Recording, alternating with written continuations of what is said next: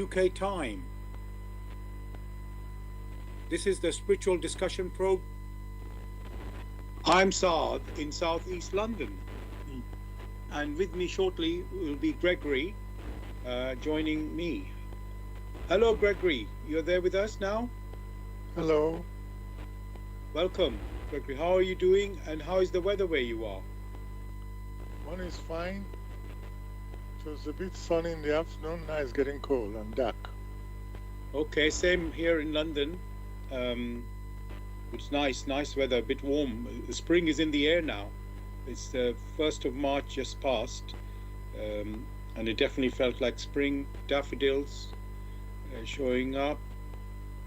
So yes, there's a feeling of warmth compared to what we've had in February. So welcome listeners to the Spiritual Discussion Program. The aim of the show is to introduce you to the spiritual knowledge in the light of truth, the Grail Message by Abdushin. Every week we have a new topic for discussion. The topic for tonight is living in harmony with our neighbor. Living in harmony with our neighbor. Probably you will not be surprised how come we chose this topic tonight with the headlines in the news. Unfortunately, a new war has opened up since our last show, with Israel and USA attacking Iran, and then Iran retaliating back, not only against Israel and USA, but also the Arab countries in the Middle East, who are supposedly allies of the, and they've been hitting even Britain, the military base in Cyprus. So it's become quite a dramatic and it's a difficult situation. So yes, I thought that would be good to look at this about living in harmony with our neighbor.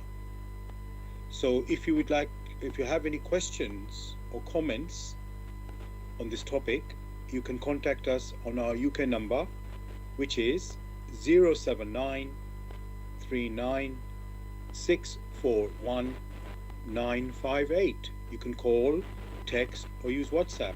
And if you're outside of UK, it is 0044 79 39 641 958. Again, you can call, text, or use WhatsApp. And there's one other way to contact us, which is by going to the website where we are broadcasting.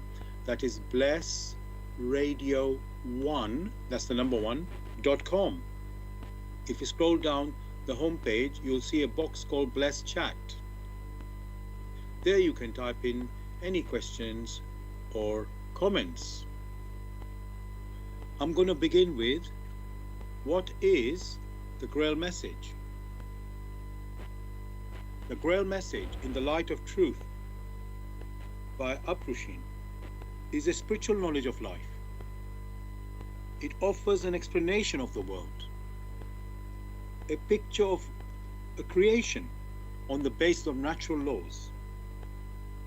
Its lectures contain valuable basic elements as a help in life. For through the knowledge mediated, the reader is again brought closer to life and led back to God. The Grail Message deals with important fundamental questions of life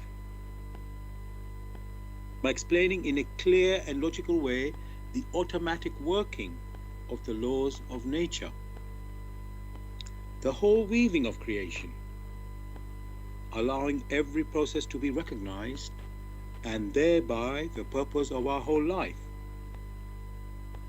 It is directed at the individual and speaks to the innate experience of the human being, their strengths and weaknesses. Thus, every reader has the opportunity to discover, through the intuitive perception, if what is stated is the truth.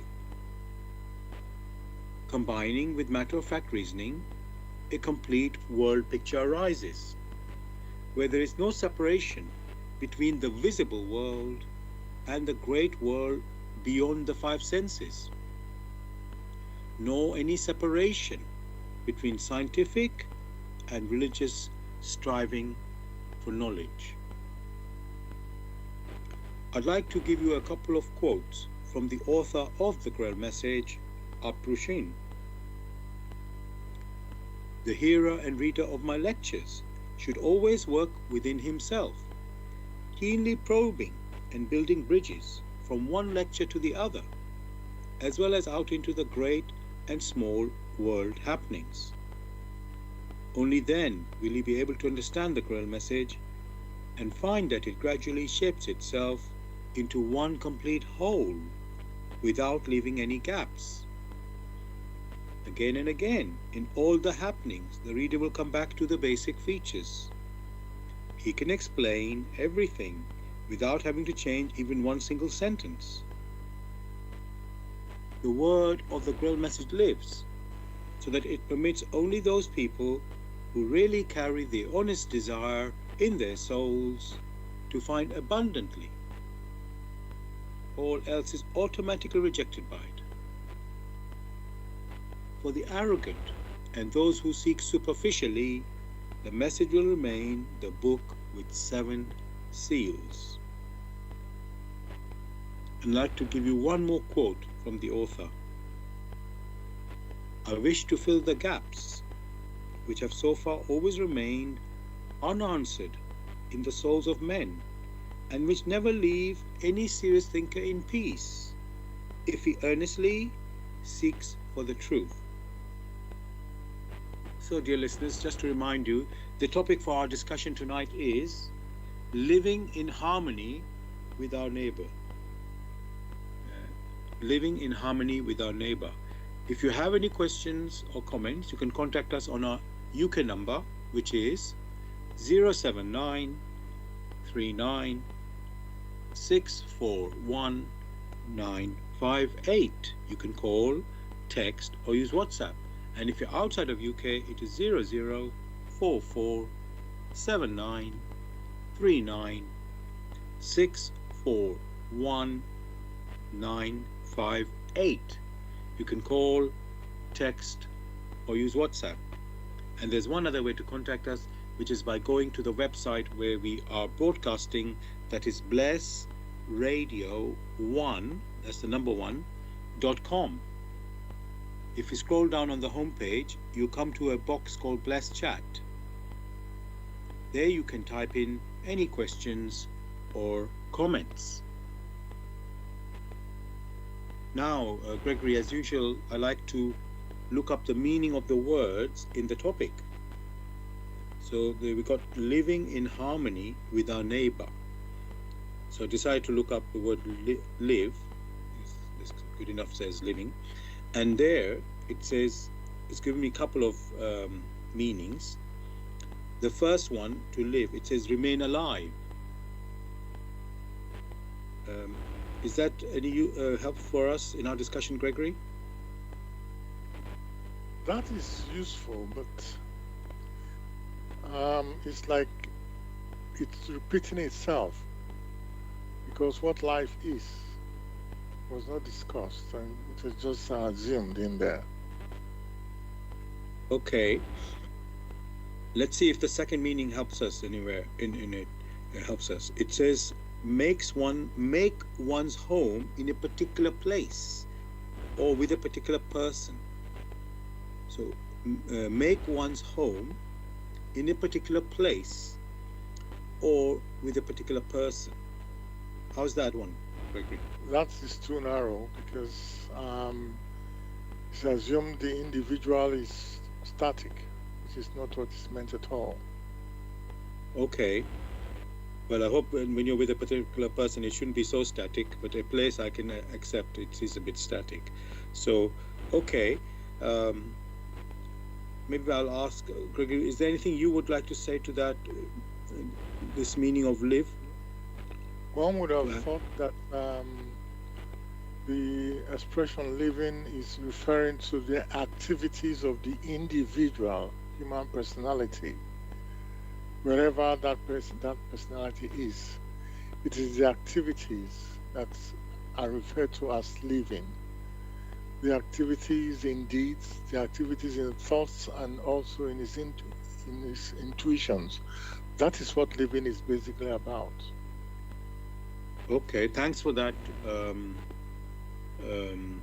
definition. So we'll consider that in our discussion.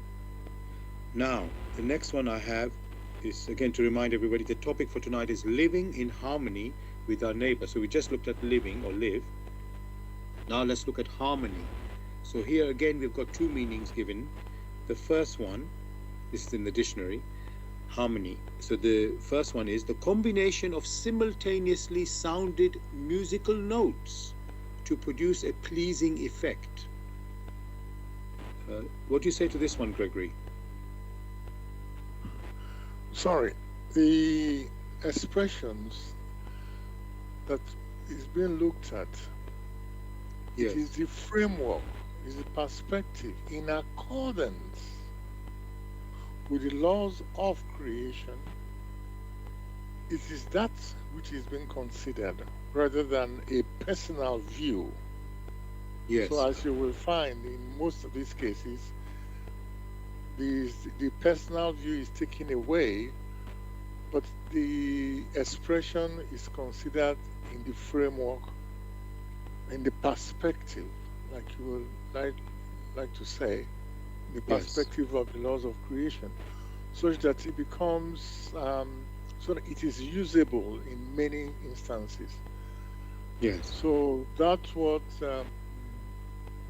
harmony, if one is to consider that harmony does not arise only through one tone or through one person alone.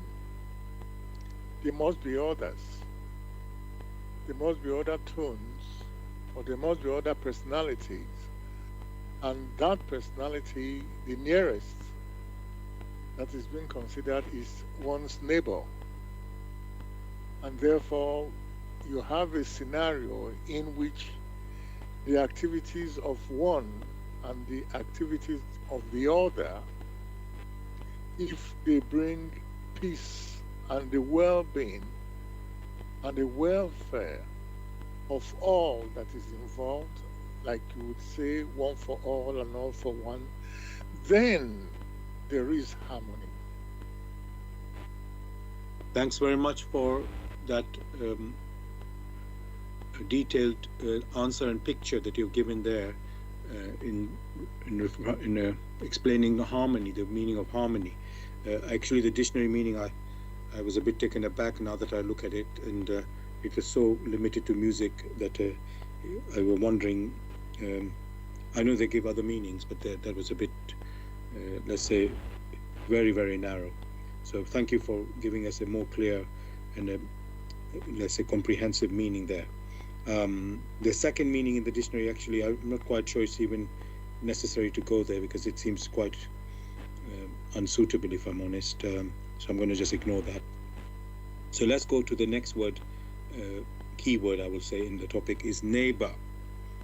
And I looked that up in the dictionary. Again, Gregory, what you just said, I don't think this is going to be very, how can I say, it's too limited, let's say. So then the neighbor they have put in this dictionary meaning, it is a person living next door to or very near to the speaker or person referred to. So, yeah, Gregory, anything to say about this? Well, you'll find that there is a parallel, something near to it or similar. And one may also say a person sharing the same space and time. Sharing the same space and time in the sense that there is something in common in which the individual must contribute to, or in which the activities do come together, or they make use of facilities within that space. So one's neighbor, most likely, one must categorize as the other individual that he shares space with, or space and time with. Thank you. Thanks very much for that. Again, you've given a let's say, comprehensive answer there. I'm just going to, as I like to do every week, is do my research. I just like to check what Google AI is saying, and I could only find really the first part of it as something more, let's say, appropriate. It says, so I put the whole phrase, living in harmony with neighbors, with our neighbors, sorry. Living in harmony with our neighbor, and it came up with this: living in harmony with neighbors requires mutual respect, effective communication and consideration, fostering a safer and more pleasant environment. So let me repeat that. Living in harmony with neighbors requires mutual respect, effective communication and consideration, fostering a safer and more pleasant environment. Gregory, yes, what would you like? Is there anything you'd like to say to that picture there? Such are helpful, but although narrow. For Yes. one must understand what AI is. AI does not consider in its explanation what spirituality is. Therefore, it picks up whatever it finds out there and, molds them or unites them and provides an answer.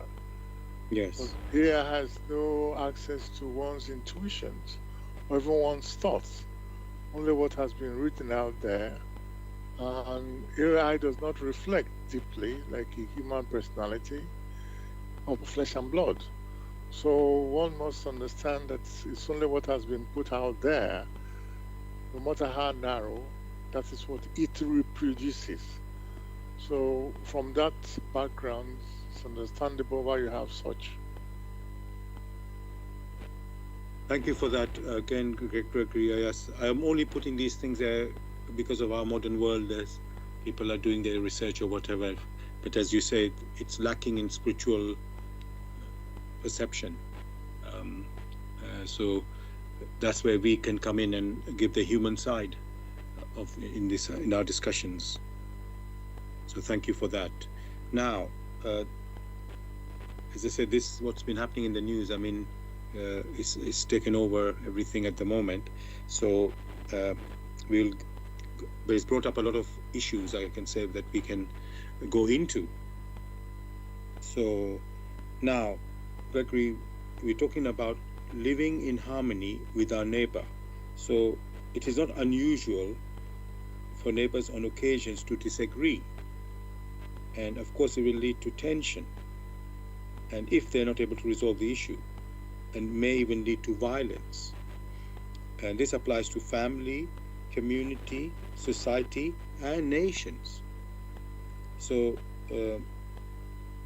now, as I said, we're currently seeing this war between USA and Israel and Iran.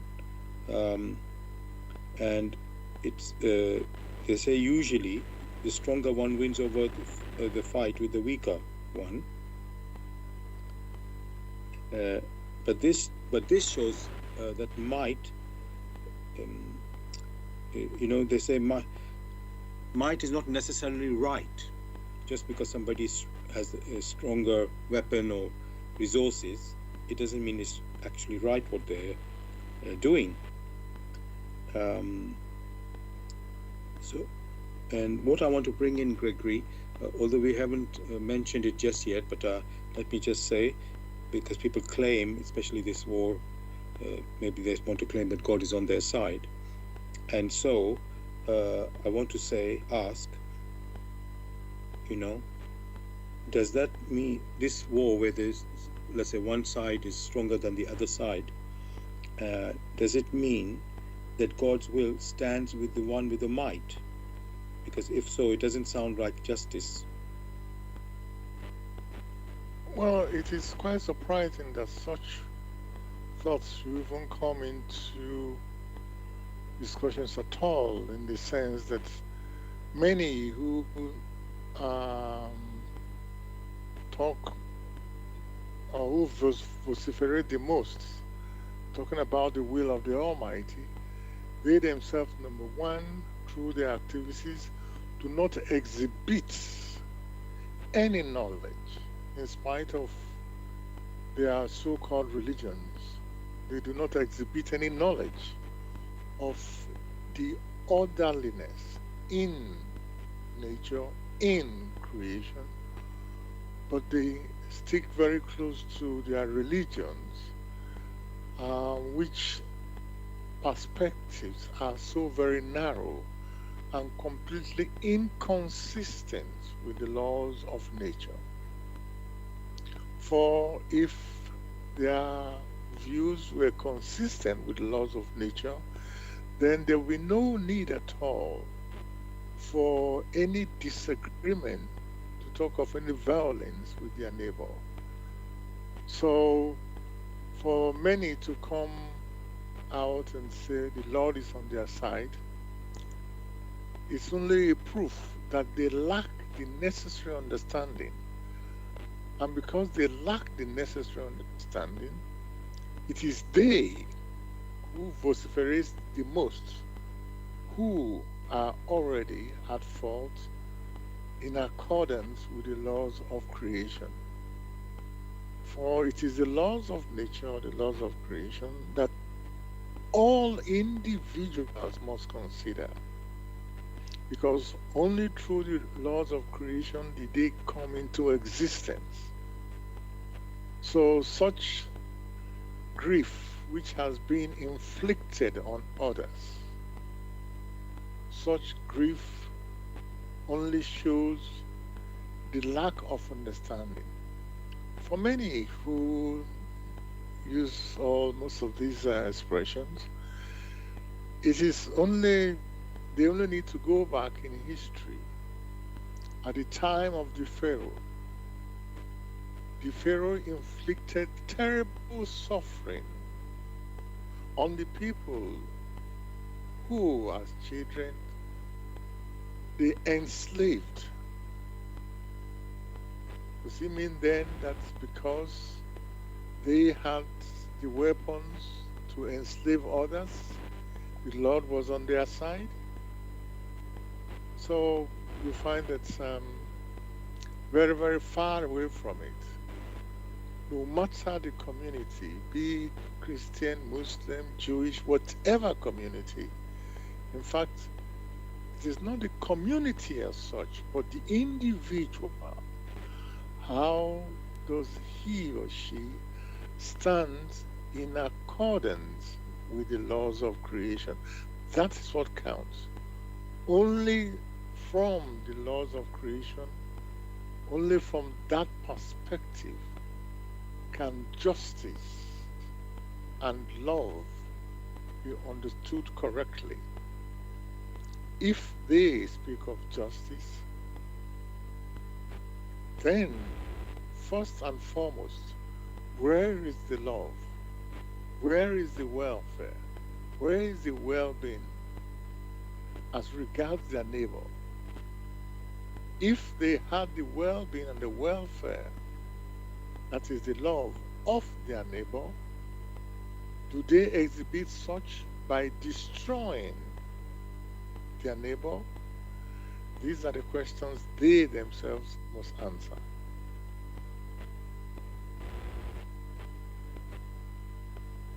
Thanks very much, Gregory, for this answer.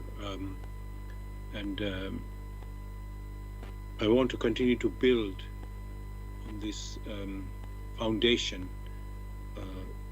of like a proper understanding of how we are supposed to live in harmony with our neighbor. And in regard to that, I would like to read something from the Bible from Jesus, which is about a question that I'm not sure who asked this question, but I will read it. It is from Matthew chapter 22, verses 36 to 40. Matthew chapter 22, verses 36 to 40, and this is the King James version of the Bible. And it says, Master, which is the greatest commandment in the law?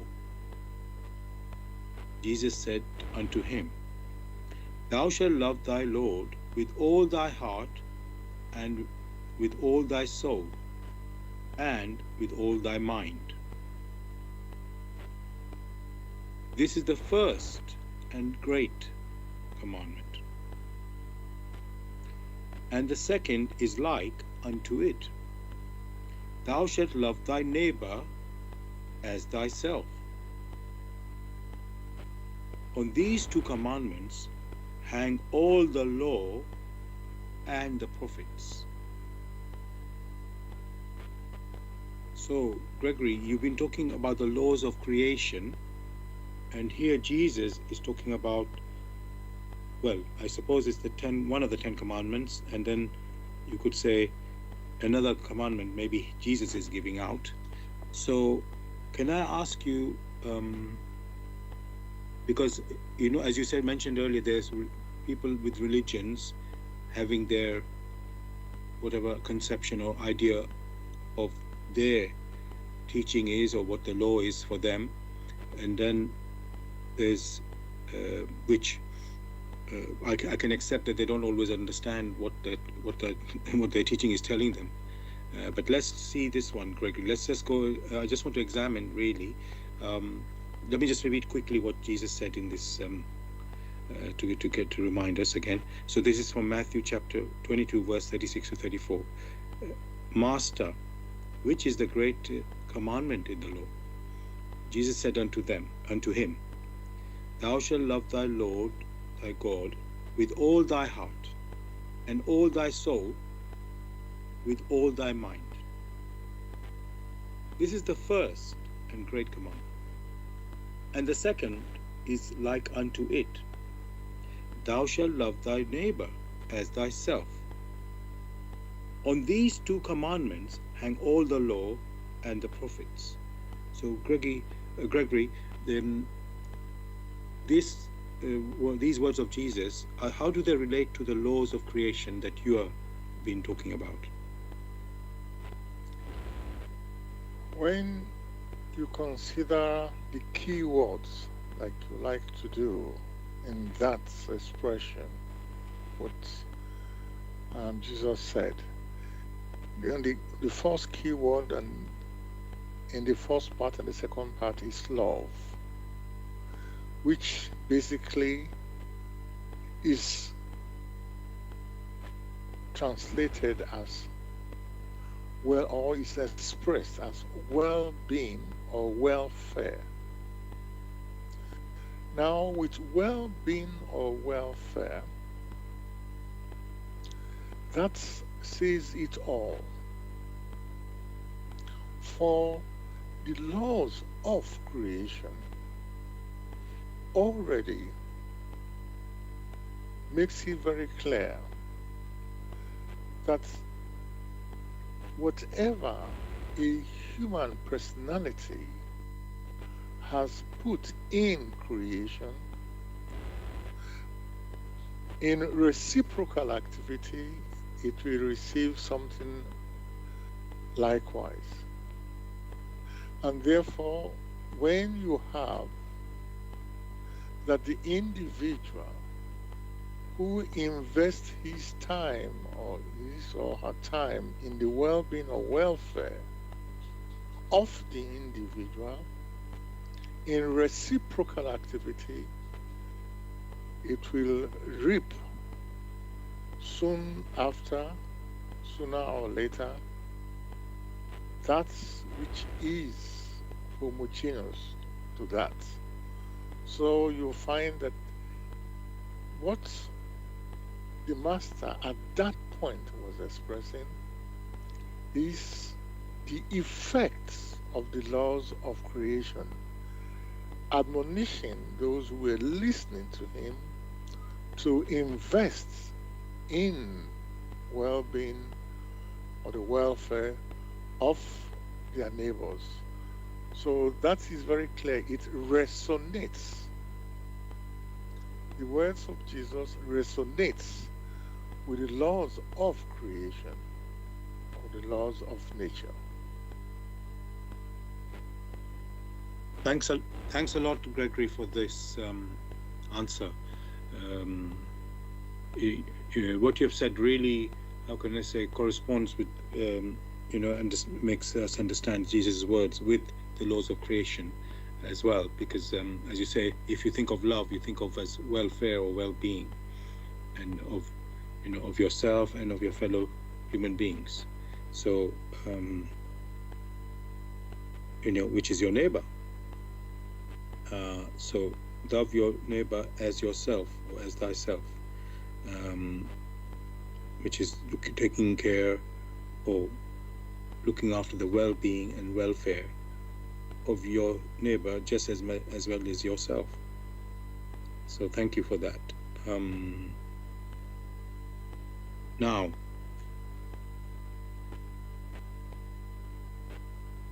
let me. Now, Gregory, you just mentioned, when you cannot come to a resolution, in a situation, and then in some situations, people use violence, which of course is very harmful. So now, how long, Gregory, should one sort of wait to reach a resolution, or is maybe there's at one point violence is the answer? So I just want to check that. Are we meant to, let's say people have a very uncompromising position in their whatever the issue happens to be, and they can't reach an agreement to settle the matter. So what should happen there, Gregory? Should we just keep waiting? It could be, let's say, years, maybe decades, even sometimes they say centuries. These Yes. type of questions abound in many places, and it is quite surprising that many have not considered them very carefully. For whenever there is disagreement,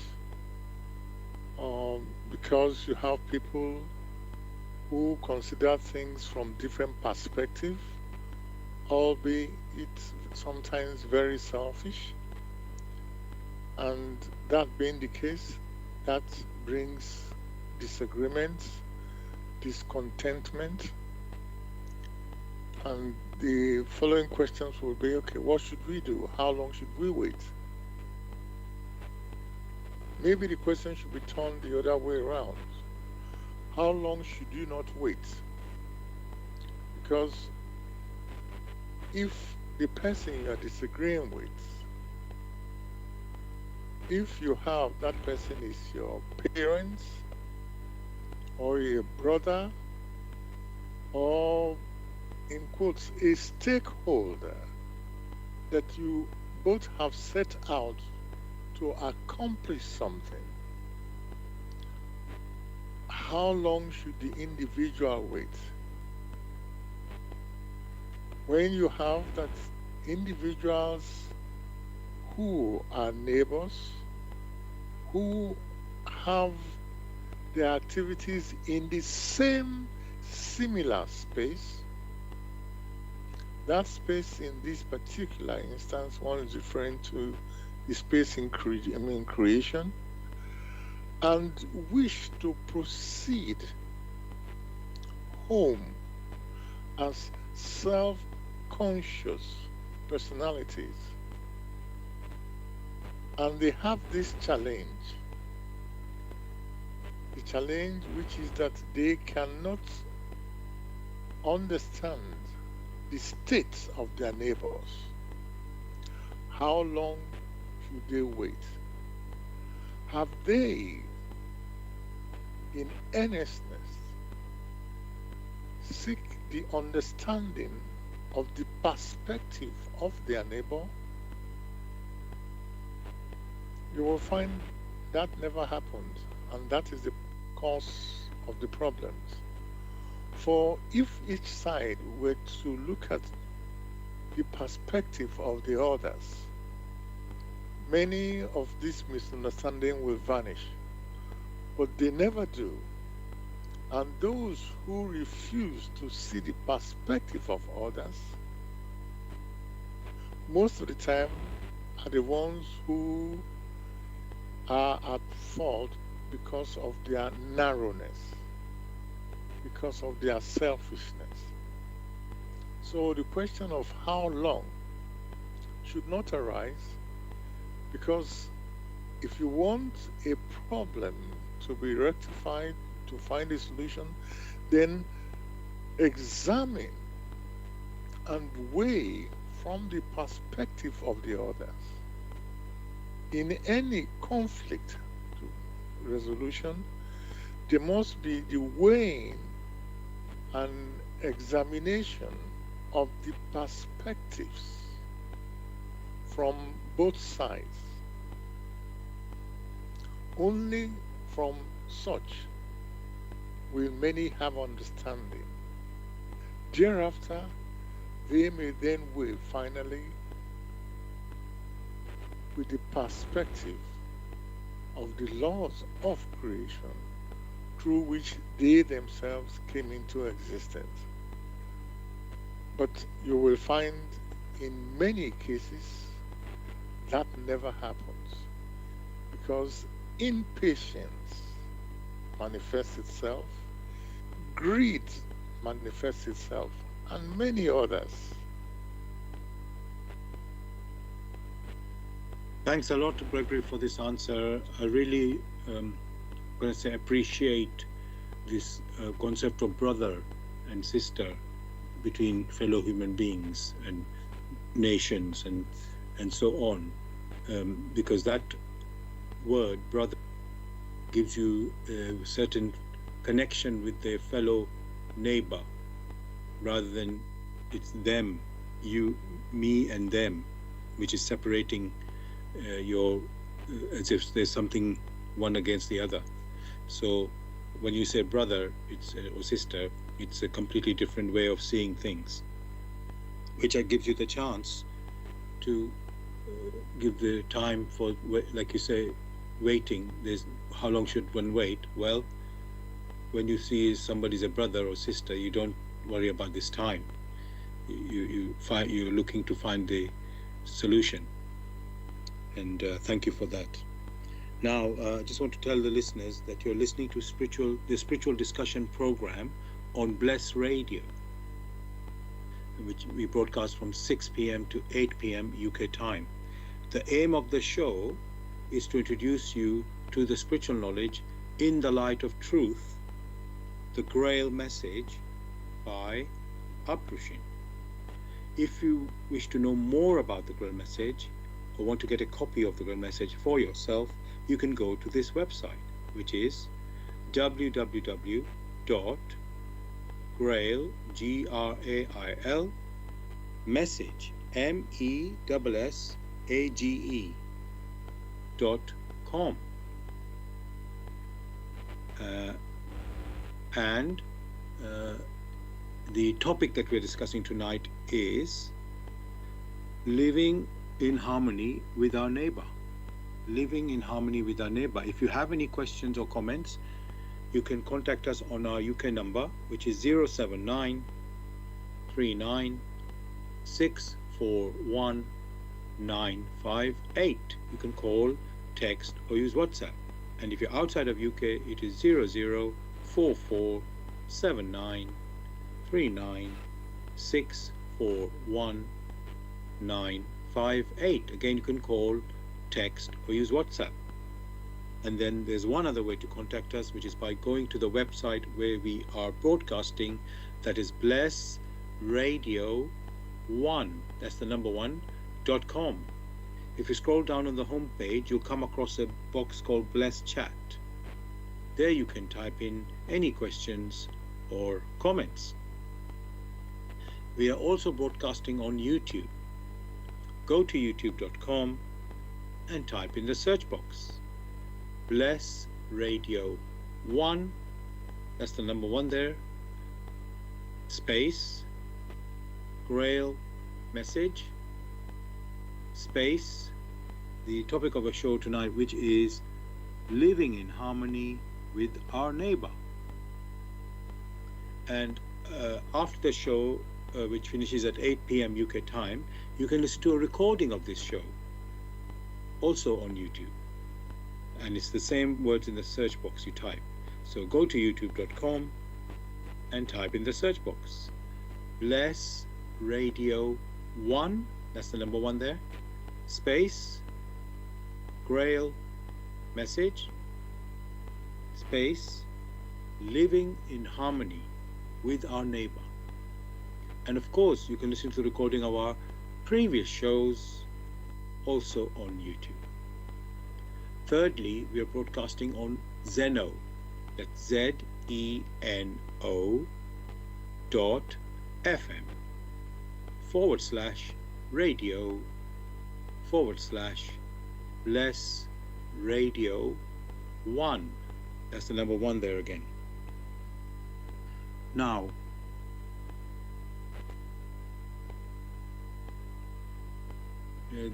Gregory, we always keep hearing this word, our interest or self-interest. And you've been saying we need to look at the other people's interests or from the other person's point of view. I'm talking in terms of, at the moment, countries, but it can apply to just individual humans, beings, or communities. It's basically relevant to all levels of human beings. Now,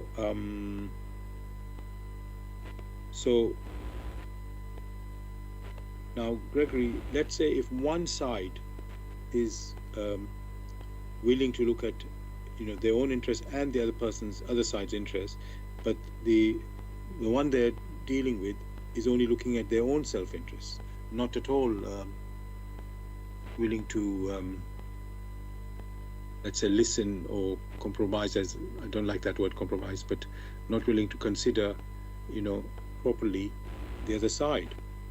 So with this one, they say it takes two to tango. So, but if one side doesn't want to tango or doesn't want to work in a, let's say, proper way, fair manner, then it looks like it's impossible to have harmony there. So, I mean, if two sides keep fighting, then you understand it. But if only one side is, how can I say, working in the, let's say, in a cooperative manner, and the other one is not, what can be done there? But you yourself can already see that there is no level playing field. And without a level playing field, there's no justice. And that being the case, it's very clear who is guilty.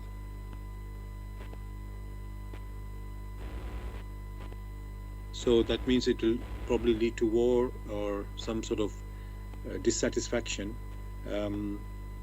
And one party who was willing to cooperate is going to have to suffer,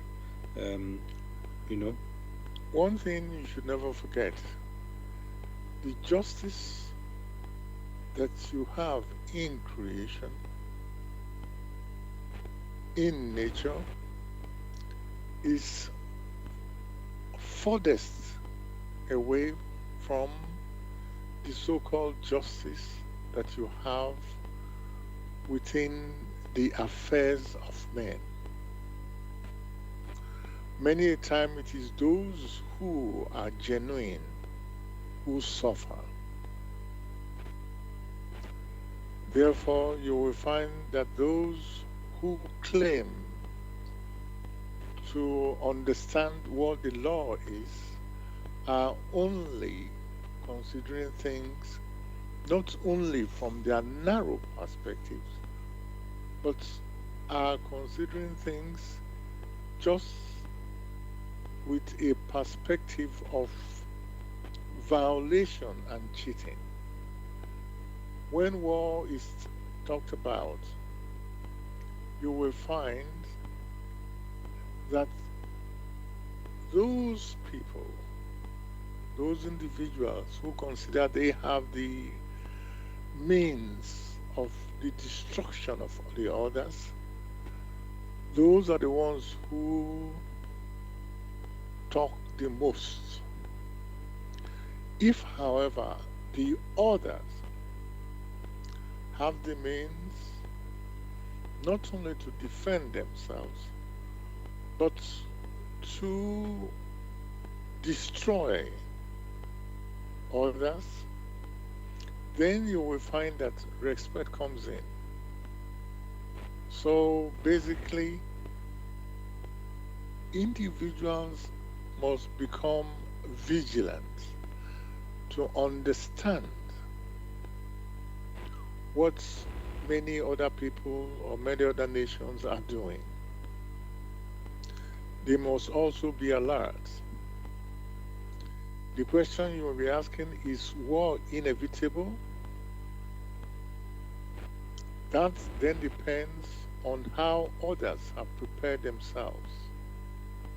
For here on earth, there are countries that have armed themselves not only with destructive weapons, but also have other means of defending themselves.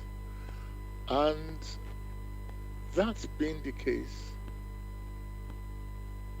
the belligerent nations always consider what they have to lose before they come out, and therefore they prefer to remain silent. Thanks a lot, Gregory, for this answer. And again, the picture you're painting for us. So, as you say, sometimes the people who are, let's say, being, I'm going to say, looking for the welfare of both sides, they have to suffer if the other side is, you could say, refusing to do that. And so the genuine people can also, unfortunately, it says, I don't want to use the word innocent because I don't think anybody's ever innocent. So let's say the one who's, let's say, trying to resolve something, but the one who's being intransigent can make him suffer. This is, unfortunately, you can say you have to experience that. And then obviously over time, hopefully they wake up and they come to their senses. Okay.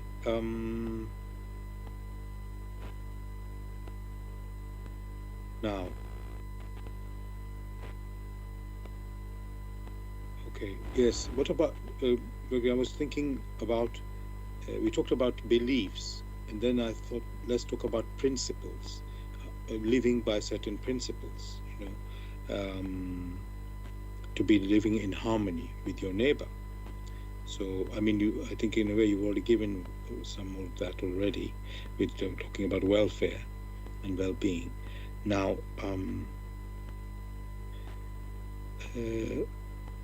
let me think like this, Gregory. So let's say a decision has been made to take up some regarding to an issue, that this is the way forward. I'm talking about countries at the moment, that this country wants to go forward. The leader of that country decides that this is the way they want to go forward. And then, as they do make that decision and go forward, somehow they discovered, oh, maybe this is not going to work. And then they say, okay, let me change my mind and adjust, or whatever the word is. And then, let's say it happens a few times that you change your mind. Then let's say your own people or others criticize you for saying, oh, you cannot stick by your decision. You are weak. You keep changing your mind. And they prefer, even they can say, you don't have principles. You just do, you know, you just make decisions, maybe almost for popularity. That's what I'm just reflecting on this point. So, Gregory, how are we meant to do that? If let's say we discover it's a wrong decision, later. Are we meant to stick to the decision even if it's going to result in, let's say, either failure or disaster, or because if you let's say, change your mind, as I say, some people think, oh no, you're weak, and as I say, if you do it enough times, a few times, the people will think, oh no, you're not even a proper leader here. You can't even stick to your decision. So what is the way we're supposed to work? Stick by a decision and go to the end of the decision, or can change your mind. Leadership is about responsibilities. And before an individual arrives at a particular decision, there must have been exhaustive weighing and examination. It is not belief, because belief is basically accepting what has been put forward without examination, without weighing. So when an individual has weighed in deeds, has weighed in thoughts, and has weighed with his or her intuitions, again and again, not just flimsy weighing, when that individual has reached that extent of deep reflection before making a decision, it means that for that individual has considered the responsibilities which he himself or herself has pledged. Then he must be prepared to be open so as to understand what the consequences will be. Then there will not be flipping here and flipping there of the so-called leader. For leaders who take responsibilities genuinely and seriously, we already have considered the effect and the impact of their decisions over those whom they govern. So it is not the cheap discussion which are dished out as gossips or political manifestos, but you have policies which have been put in place to secure the well-being and the welfare of the people who are being governed. That is what it's all about. Thanks a lot, Gregory, for that answer. What you're pointing to there is that before you make a decision, you weigh and examine, and you do it enough times that you have covered what could be, let's not go wrong necessarily, but what as many scenarios as possible, so that you know that it's not going to be changing your mind after, let's say, 5 minutes or even 2 days later, because you realize, oh, I didn't think of this at all, and you get a slap in the face from that. So thank you for that. Now,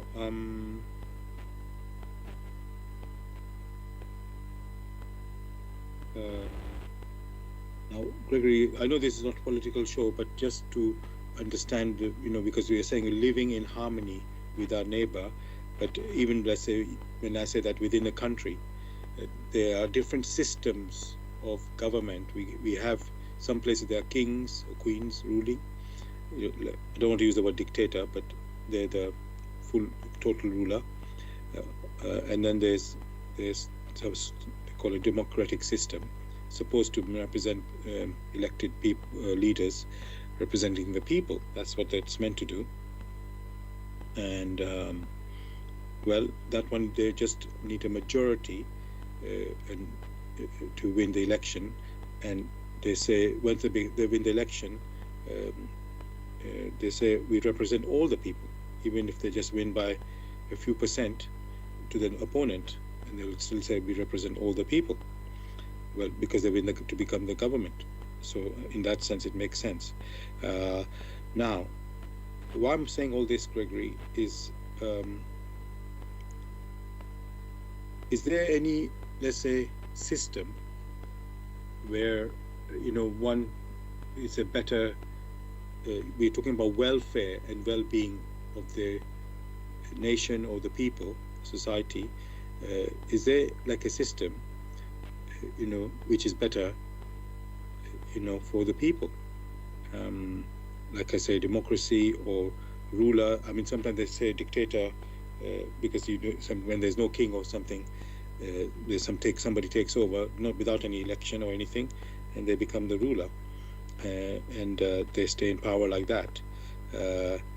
But in theory, they represent the people as well and look after that country. So, Gregory, I've sort of given you like three options now: the king, royal team ruling a country, a democratic one, and the other one where somebody has somehow got a hold of power, not through any democratic way or royal way. Somehow they manage to win the power and they take over. So, is any of these three, how can I say, a good way to run a country or people? The only consistent or the only consistent way of running a government is that of one for all and all for one. Whether any of the three you mentioned, all right, is consistent with that has to be investigated. But wherever you find you in a space where you have one for all and all for one, because the space which you are discussing is amongst the people, is a community. That space in which these people occupy has to be supportive for the development of the individual. Whatever they come up with, if it is not one for all and all for one, then it is inconsistent with itself and it's inconsistent with the laws of nature or the laws of creation through which they all came into existence. Therefore, whatever they have put forward is incomplete. And because it is incomplete, then it allows room for quarrels. That means you have a scenario which has not been considered because of the narrowness of what has been put forward. Therefore, the only consistent system is that system which resonates with the laws of creation, laws of nature, and the nearest to it is that principle of one for all and all for one. Therefore, whatever systems they have, the practitioners of that system must look into the one for all and all for one. Else, they have challenges on their hands which they cannot handle. Thanks for this answer there, Gregory. I must say, of course, it's very good to have all for one and one for all, but I will say in the world, I don't know if there's any place that thinks or works that way. As I said, it might claim, or when some, especially people win election, that they say, "Oh, I represent the whole country and I'm going to look after everybody." But it always seems to be that as this word, unfortunate word called self-interest seems to come in, or party interest, or some sort of interest, which seems to exclude the interests of others in the in their world or in that country. So it seems the talk is cheap, but the following the actual words seems to be very difficult. So that's why we don't see much peace around, unfortunately. So thank you for saying that answer there, Gregory. Dear listeners, I want to let you know you're listening to the spiritual discussion program on Bless Radio, which we broadcast from 6 p.m. to 8 p.m. UK time. The aim of the show is to introduce you to the spiritual knowledge in the light of truth, the Grail Message, by Uprushin. And if you wish to if you wish to know about the Grail Message, or want to get a copy of the Grail Message for yourself, you can go to this website, which is www.grailmessage.com. I'll spell that: www.grail, Grail, message, MESSAGE.com. And the topic that we're discussing tonight is living in harmony with our neighbor. Living in harmony with our neighbor.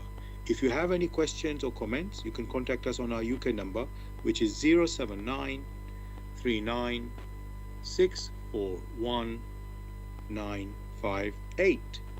You can call, text, or use WhatsApp. And if you're outside of UK, it is 0044 79 39 641 958. Again, you can call, text, or use WhatsApp. And there's one other way to contact us, which is by going to the website where we are broadcasting, that is Bless Radio 1, that's the number 1.com. And if you scroll down on the homepage, you'll come across a box called Bless Chat. There you can type in any questions or comments. We are also broadcasting on YouTube. Go to youtube.com and type in the search box Bless Radio 1, that's the number 1 there, space Grail Message, space the topic of our show tonight, living in harmony with our neighbor. And then after the show finishes at 8 p.m. UK time, you can listen to a recording of this show, also on YouTube. You go to youtube.com and type in the search box the same words, which are Bless Radio 1, that's the number 1, space Grail Message, space living in harmony with our neighbor. And of course, you can listen to the recording of our previous shows also on YouTube. Thirdly, we are broadcasting on Zeno, that's ZENO.FM/radio/Bless Radio 1, that's the number 1. Now, Gregory, I've been asking questions on basically why in a way we don't have harmony, or why we're or what difficulties we have in regards to living in harmony. So now I thought, let's look at how can we live in harmony. And we put some principles down, welfare and well-being, all for one, one for all. But I was wondering, and even we talked about some systems, who follow that principle. But I'm wondering, Gregory, there should be the type of leaders that we have from our experience. They don't seem to be either they're incompetent or incapable for achieving that all for one and one for all. So I'm wondering, is there some way that can help us to find the right people? Let's say in the spiritual teachings, when we have the prophets coming, obviously they're bringing, let's say, a way of life for humanity, and we could say, they do know how to run a place where people can live in harmony. But you don't get prophets all the time, coming every few, let's say, years. So I'm wondering, Gregory, is there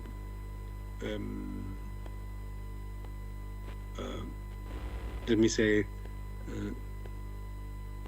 do we have to pray for the Almighty to send us the right people to run the country or the community? Because as I said, it seems we are not capable of finding the right people.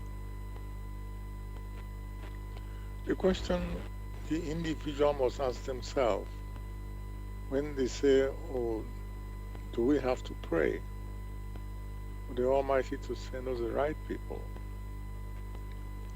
The question should be, have they examined what is available before praying? Are they sure that in their begging, which is basically not praying, that will bring solution to their challenges? The laws of nature are such that which the individual needs, that he or she must strive for. That means the individual that make up the society must work very hard for. That means opportunities must be provided within the society, within the community, such that individuals will become useful, such that individual will take up responsibilities, personal responsibilities. When you have a so-called system that does not provide these opportunities, then you will have that before too long, such systems, due to their inconsistencies with the aspiration of one for all and all for one, such will start disintegrating, because things will be falling apart when that center of one for all and all for one does not hold. Things will fall back to their primal states, whereas what is to be considered is the integration of the different parts, which is basically the individuals that make up the society. When they come together in the same space, which is the country and the neighbors, when they come together to achieve that which is harmonious, then if they add to it that continuous efforts to make sure it lasts long, then they have achieved that one for all and all for one. That is the harmony which has been mentioned. But most of the time, these things are too simple and are ignored. As long as selfishness comes in, as long as cheating comes in, all the evils that one may think of, once those ones are pushed aside, and the selflessness that is needed to make provisions such that each individual may have the opportunity of exerting itself in providing the strands which make up the society, then people, the individuals, will have a sense of belonging. Else, if they lack that sense of belonging, collapse is not far off. For what individual need in any society is security, be it so-called food security, security about the welfare moving around. All these things fall under security. And to bring about security, efforts, genuine efforts are needed. For only on such a background can genuineness arise, upon which states can build upon. Else, if that is lacking, you find that such a society is at trouble with itself, where others are working and the others are doing nothing. Such an imbalance will ensure that the structure which is supposed to stand collapses. Thank you for that, Gregory. Now, I know in our previous shows many times you have mentioned like analogy of the football team, with different team members playing different roles, goalkeeper, striker, defender, midfielder. And I know it's a game, obviously, but there you can see an example of how the team works together with different roles. So obviously, in a country or community, there's also different roles to be played. You have a captain in the football team and you have manager, and similarly, you'd have something like that, an equivalent in a community or nation, which of course we are familiar with that. But somehow, Gregory, when you're playing football in the football team, pretty much always the team fights together for each other. But as I say, but that is a game. It's not as serious as running a government or a community. But one can, at the same time, put out or leave that analogy of a game. One can consider the human personality in flesh and blood, where the individual, to be able to continue on the day-to-day activities, is in need of carbohydrates, is in need of vitamins, is in need of exercise. For some, they ignore the so-called vitamins because they are very tiny. Now, consider that state in which the individuals ignore the vitamins because it is so tiny. Before long, you will find that the health, the physical health, is impaired.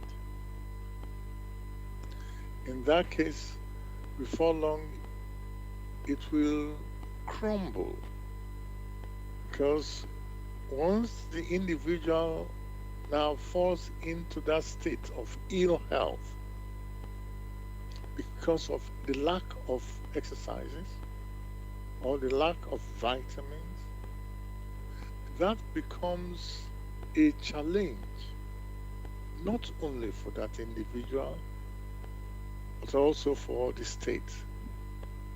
So in the so-called one for all and all for one, even the individual must strengthen themselves, and the so-called state must make provision to jolt individual to secure themselves to ensure that their physical well-being is paramount, and also considering the physical well-being of others. So you find that the examples abound, but due to many an indolent individual, these things are not considered, because many like the life of ease, where they do next to nothing. Thanks very much for that, Gregory. Now, there's another, let's say, issue of when, now, no two human beings are the same. They even have different ability. Although we say we want to treat everybody equally, or so people want to claim that, but no two people are the same. They have differences and whatever opinion. Well, maybe not. I should worry about opinion now.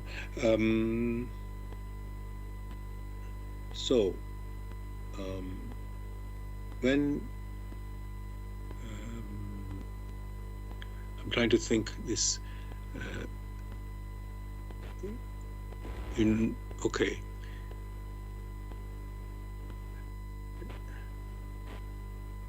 All right, let me bring this up. I was going to bring this up a bit later. So let's say in certain countries, we have different ethnicities there, and sometimes people are complaining, oh, that group of people is too many there in one group. The original, so-called original people feel, oh, they have been crowded out by outsiders, and their culture is different. This type of statements are made. It's like a divide and rule, and some politicians, you take advantage of that just to make trouble, you can say, cause division between so people in that same country. Doesn't matter how the people came there, that's where they are living now. But it seems there are people who are not happy. They say, oh, we can't have harmony with these different people here. They have a different culture, different belief, different this. So, Gregory, now that the situation has happened, that's where the people are there now.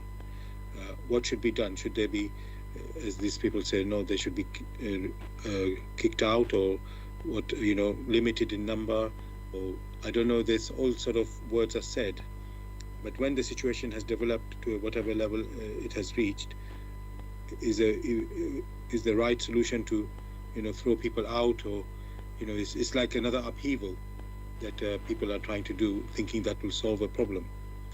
So how can we live in harmony, Gregory, with such differences? It is assumed that the same space or a common space is being shared by those within the community. That being the case, a common space means that there are respective responsibilities. These respective responsibilities must be supported to ensure that there is continuity of that space, else it will collapse. As you will find, if those who are talked about were the ones or are the ones who bring in the resources, so much resources through their activities, you will find there will be no problem. It is only the scenario where many consider that the resources which abound within this space is likely to be shared by others. By others in the sense that they themselves have nothing to contribute. Hence that problem. Therefore, it must be that those who are leaders who take responsibilities must make provision, dynamic provisions, to ensure that the individuals who share the same space, which is now called a country, are able to develop themselves to be of use within that particular space. Then the grumbling will stop, because each individual will now see the usefulness of the others within that space.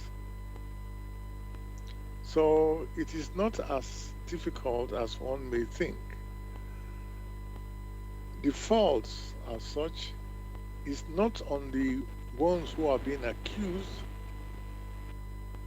or the ones who are doing the accusations, but everything must be viewed from a completely different perspective, where the individuals that make up that space work diligently to maintain peace and harmony, to ensure there is security within that space.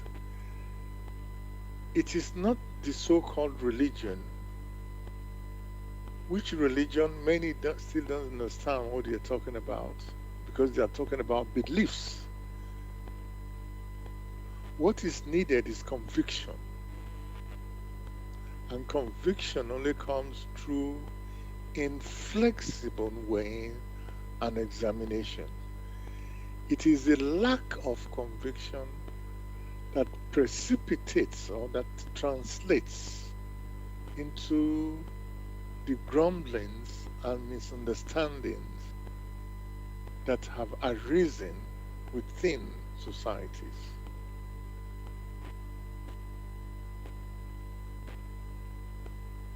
Thanks very much, Gregory, for this. Again, your answer there. What I'm seeing is that one must have a, like, in quotes, a positive attitude in, making things work, and because whatever different people exist, they all have some talent, and and we have to find a way to live and work together. And looking, in the end, every human being is looking for their own, how can I say, furtherance, and living in a good way. So when somebody's, criticizing or complaining, that is, how can I say, they're only thinking from one point of view and not thinking how to solve this. Whatever the issue is, they need to do. They might feel, oh, we are being dominated, or this, whatever they're feeling. In fact, Gregory, what I want to say, many of these views are through misinformation. They're not They just make comment about people. They don't even know what those people are. You know, they're just shouting out from a distance. Oh, these people are like this. When you get to know the people uh, properly, uh, like a real neighbor, that you realize, oh, they're not so different from me. You know, it's only outwardly they look different, or maybe they eat different things, but actually when you get to know the person, it's different, because mostly these criticism are not from any experience. It's just commentary from outside, and not really, let's say, one or two things that might have there may be some wrong things, but it's now everybody's labeled with the same brush, that oh, the whole community is this way, or people are like this, and then with that label, people are punished. May I come in here, please? Yes. One must be very, very careful, because many things are judged by observing optics alone. Optics are the activities which have been seen externally. Fair enough that at least there is the effort to see things. But the typical example where optics may turn out to be filled with errors is that of a glass of water, transparent glass of water, in which when you have a ruler, a meter rule in it, and observe it from the outside, you will see that that meter rule is bent. And many, on that account, because of their observation from the outside, consider that yes, the meter rule is bent. True, as seen from the outside. That is the attitude which is taken by people who have not weighed, who have not examined thoroughly enough, but are very quick to draw conclusion. Just as you find in the case of people who are oppressed being judged wrongly by others, you find also that the so-called oppressors are judged wrongly. From both sides, you find the wrong attitudes, because both have not weighed thoroughly, have not examined thoroughly.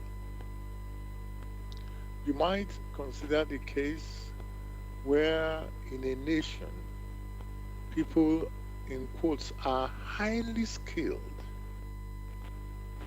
and in that particular scenario, people have cars, but not everybody.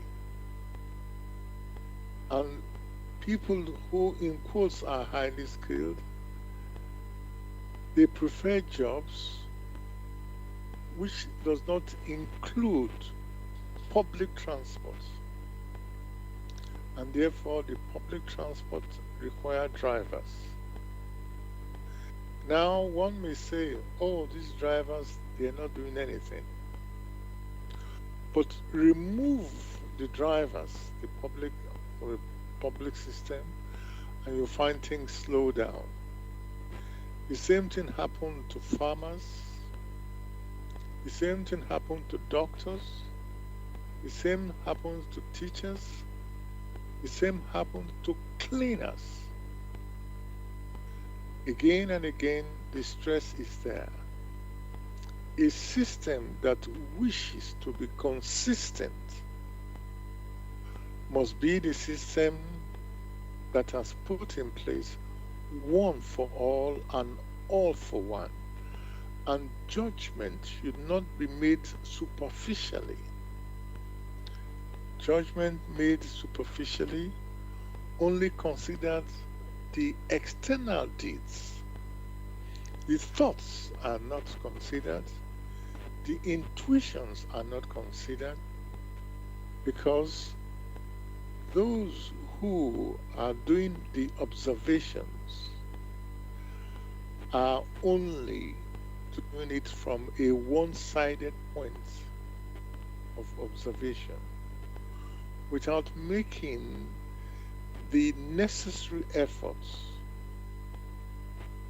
to perceive what the thoughts could be, what the intuitions could be. Therefore, you'll find most of the time what the politicians are considering are wrong.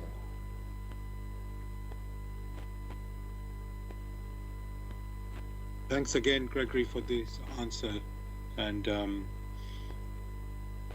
bringing another aspect of how we see things, which from one angle looks, oh, this is right this way, but actually, just like you gave the example of the ruler in the glass of water, let's say, how it looks bent, and it is not bent, it's a straight ruler, but just the way it appears to be. So how we, you could say, make our judgments and impressions which are wrong in reality, and then guess what, if you make a wrong judgment, then surely you cannot expect a right result either. So thanks for showing us that. Now I want to let the listeners know you're listening to Bless Radio, and this is the Tuesday evening spiritual discussion program from 6 p.m. to 8 p.m. UK time. The aim of the show is to introduce you to the spiritual knowledge in the light of truth, the Grail Message by Abrushin. If you wish to know more about the Grail Message or want to get a copy of the Grail Message for yourself, you can go to this website, which is www.grailmessage.com. I'll spell that, www.grail, Grail, message, MESSAGE.com. And the topic that we're discussing tonight is living in harmony with our neighbor. Living in harmony with our neighbor. If you have any questions or comments, you can contact us on our UK number, which is 079 39 641 958. You can call, text, or use WhatsApp. And if you're outside of UK, it is 0044 79 39 641 958. Again, you can call, text, or use WhatsApp. And there's one other way to contact us, which is by going to the website where we are broadcasting, that is blessradio1, that's the number 1.com. If you scroll down on the home page, you'll come across a box called Bless Chat. There you can type in any questions or comments. And we are also broadcasting on YouTube. Go to youtube.com and type in the search box Bless Radio 1, that's the number 1 there, space Grail Message, space living in harmony with our neighbor, which is the topic of our show.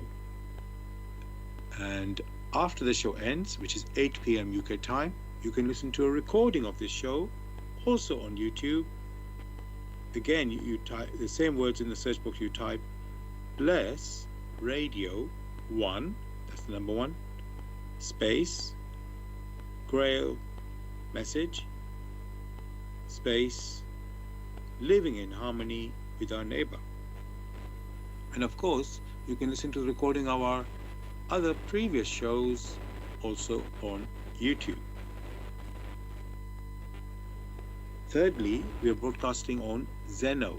That's ZENO.FM/Bless Radio 1. I'm just say that again because I might have made a mistake. So that you can listen to us alternatively on Zeno. That's ZENO.FM/radio/Bless Radio 1. That's the number 1 there.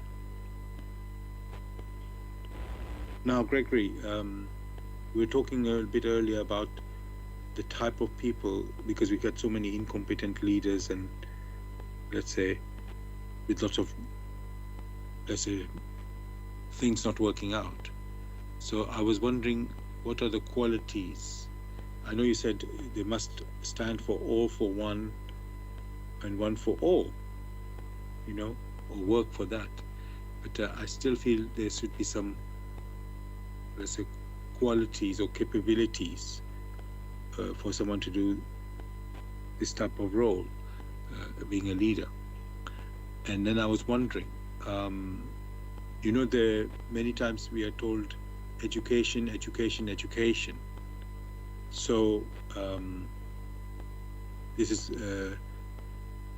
in terms of the future for the people in careers, and I guess obviously children go to school, but if they are, let's say, well educated, then that's going to result in a good you could say performance of the people in the country.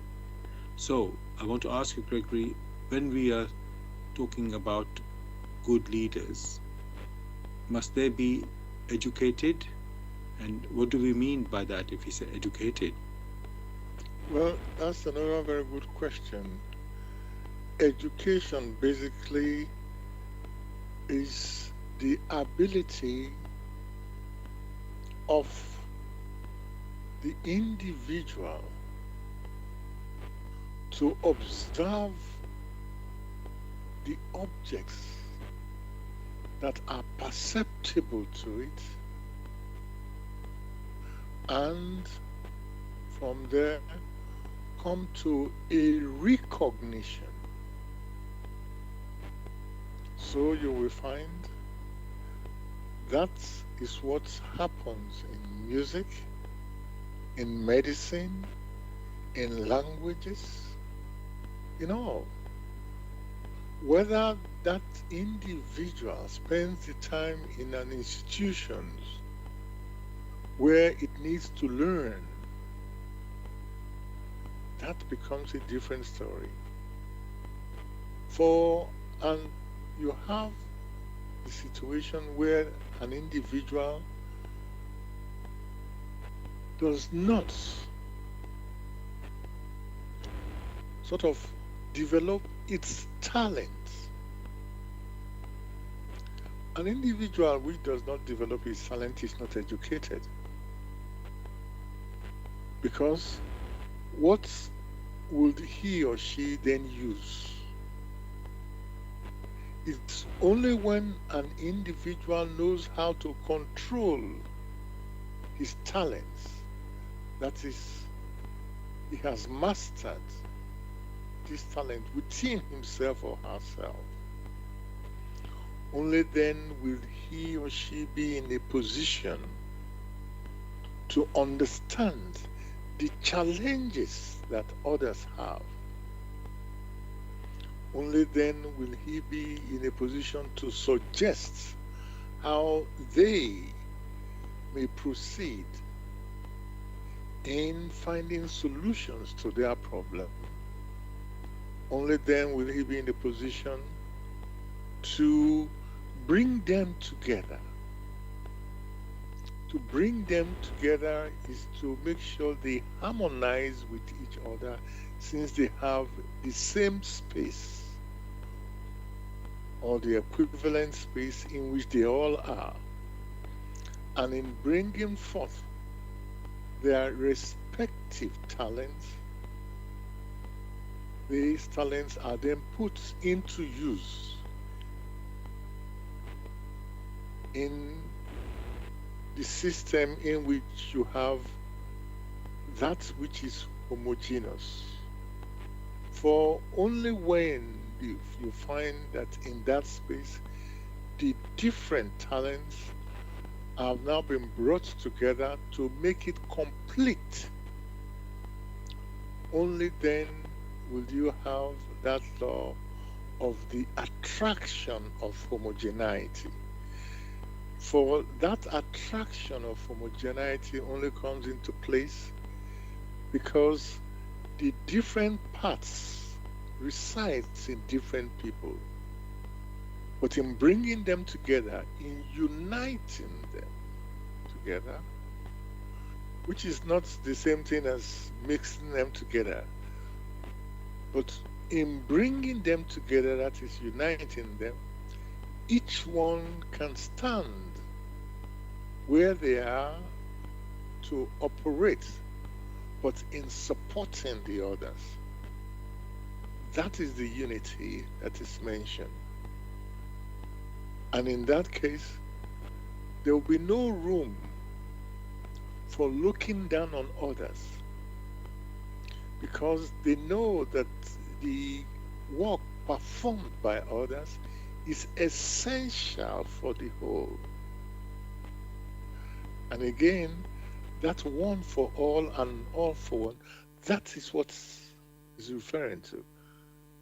Like in the case of the firefighters, or the case of alliances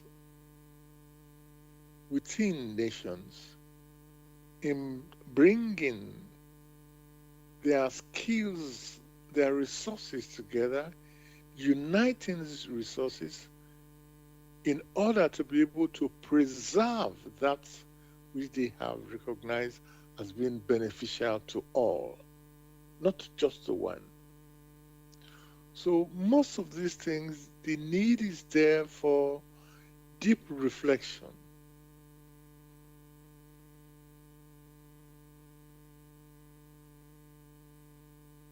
Thanks a lot again, Gregory, for these answers.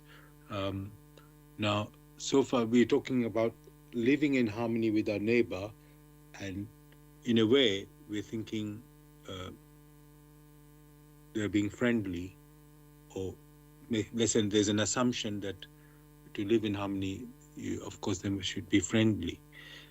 But I want to think of another scenario now, because you can have your neighbor who is an enemy, who's looking to destroy, be destructive, and but they do it in a clever way that you don't see it. So, for example, there's these words which we hear, especially when we had this colonization, where they said divide and rule. So the colonizer would be using that tactic where they're going to colonize, that the people they're going to colonize, they would, the person who's going to be colonized or wouldn't have an idea that that's what the person, the colonizer, is doing, divide and rule. So wherever these people are, let's say it's a land of different tribes, which is to be this colonizer is trying to colonize, and they will come there. Let's say they were looking to say they're trading, and then I'm trying to I don't have actually a story that I can give as an example, but anyway, we know this practice has happened in the past a lot, where, let's say, there were the local tribes, as I say, with their chiefs ruling their own lands, and then maybe this colonizer comes and say, okay, I want to trade with you, and I'm trying to trade with the other one as well, and but somehow they also, I'm trying to see how they divide. Maybe they, and of course these tribes are friendly with each other already, but somehow this colonizer finds a way to divide them against each other, the tribes that I mean. So I can't give a specific example at the top of my head, if I'm honest, but I heard this was the way these things were done. But my question is, Gregory, this.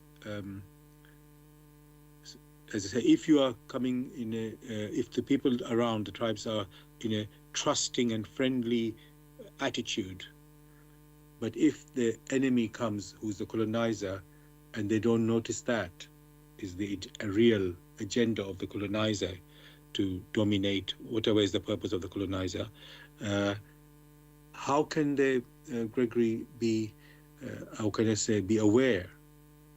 I'm talking about these tribes who might be colonized. How can you prepare yourself that you don't get fooled and deceived and tricked into this type of tactic? Even from the earliest beginning, you have found such happening. These happenings have always been there, and it only perpetuates itself very simply based on the fact that there is lack of vigilance in deeds, lack of vigilance in thoughts, and lack of vigilance in their intuitions. There is also the lack of alertness in deeds, in thoughts, and in one's intuition. For the human personality is never, ever alone. The human personality in creation, particularly even the human personality on earth, has always had guides to advise him or her. If they are honest with themselves, many are struck with premonition of some happenings which leave them restless. And because they ignore these signs, they do not consider that these signs will be ominous. Therefore, the individuals must be awake. For being awake is the best defense for such obnoxious behaviors which have been perpetrated, which is being perpetrated by the outsiders who wish to come, who are, strictly speaking, not genuine.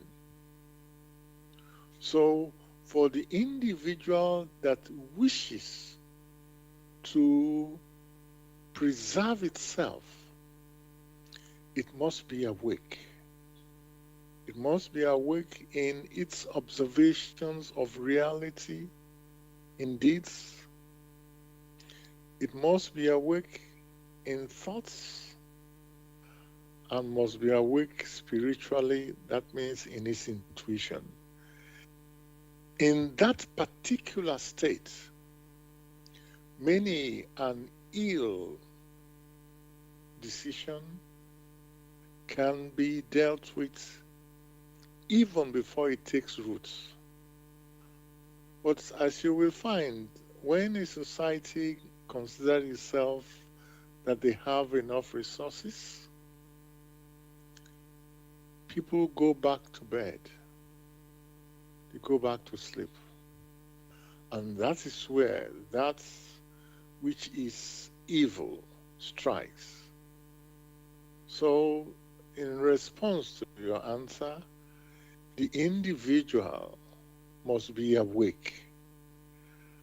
For being awake is the best defense, such that many things can be prevented even before they precipitate and express themselves in deeds. Thanks again, Gregory, for this answer there. Now,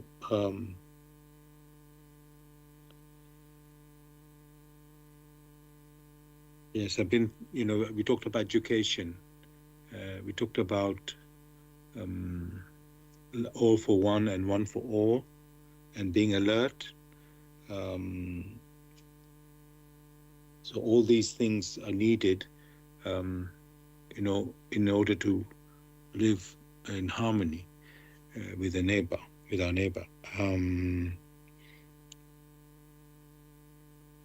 So, and what I'm just thinking that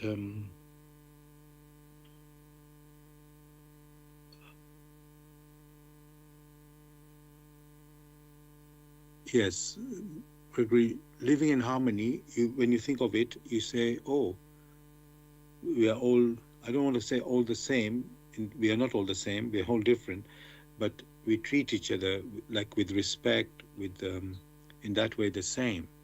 Um, you know, but can I just ask something? Because we are people with different abilities and so on. So, and I know let's say it was in the olden times when some race believed they were higher than another race, so that was right for them to colonize another race. So, just want to check with you: are there peoples which are higher than other peoples, and you know, so because harmony, it seems to mean everybody's on the same level or should be working in the same level. But is it so like that? And when thinking even in civilization, and again, I'm not trying to put anybody down. So let's Sorry, say, sorry. I'm trying to understand the question because if it goes yes, too long, okay, I'm unable to sorry, follow. So that's why I okay, had to. okay. Let me just say, are there peoples of different level of abilities in terms of peoples, and does it mean that one is higher than the other one? One will give a very quick example. Here you have an individual, and then you have an animal. That animal being the dog. The dog is able to perceive some vibrations which you yourself cannot. You yourself, you are not of the same maturity of the dog. Far from it. You are much higher because you are of spirit. The dog is of the animistic, but it stands entirely on its own, being prepared to pick up some vibrations through its own ability. Now, the combination, the unity of your abilities and that of the animal helps for the security of all in the household or in the neighborhood. That does not mean that the dog is equal to the human personality. So the assumption which have been put in place is wrong. That is the wrong attitude. What the right attitude is that you have some abilities which I may not have, but in working together, we can make provision for the space in which we all share to have a good upbuilding for the benefit of all. That does not stop the dog from being the dog and you from being yourself, but you can always work together. The same thing with the birds in the air. Mention it. There are so many examples that one can have. So the one for all and the all for one does not mean that you all must be at the same level of maturity. Far from it. Thanks a lot, Gregory, for this answer and, giving that, how can I say, all for one and one for all, the real meaning that is what is meant by it, really. So thank you so much for that. Now, dear listeners, we've come to the end of our show tonight. And so just to end, I like to always read the foreword of the Grail Message, which is titled, For Your Guidance. The bandage falls, and belief becomes conviction. Liberation and redemption lie only in conviction. I'm addressing earnest seekers only. They must be able and willing to examine this matter objectively. Religious fanatics and irresponsible enthusiasts may hold aloof, for they are detrimental to the truth. As for the malevolent and prejudiced, they shall find their sentence in the very words. The message will strike only those who still carry within them a spark of truth and the yearning to be true human beings. To all such it will become the shining light and staff. It will lead them unswervingly out of all the chaos of the present-day confusion. The following word does not bring a new religion, but is intended as the torch to help all serious listeners or readers find the right path.